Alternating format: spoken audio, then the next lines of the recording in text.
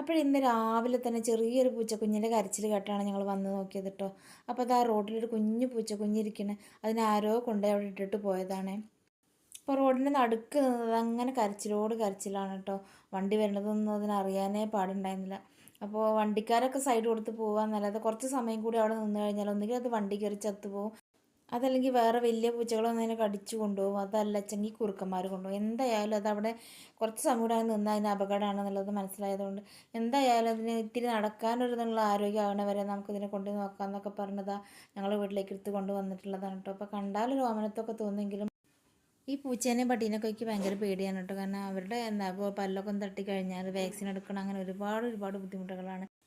ഇപ്പോൾ ഏതായാലും ഇതിന് നടക്കാനുള്ള ഒരു ആരോഗ്യമാണ് വരെ ഇതിനെ നോക്കാമെന്നൊക്കെ വിചാരിച്ചത് എടുത്തുകൊണ്ട് പോകുന്നതാണ്. എൻ്റെ നന്ദു ഇതിനെ വെച്ച് കാട്ടിന് കണ്ടാലേ ചെറിയ കുട്ടികളെ പോലെ ഇതിനെ താരാട്ട് പാടി ഉറക്കണം, അതിനൊക്കെ നിന്ന് കൊടുക്കേണ്ട പൂച്ചക്കുട്ടിയിട്ട് പാവം, കണ്ടാലും ഒരു പാവം തോന്നും.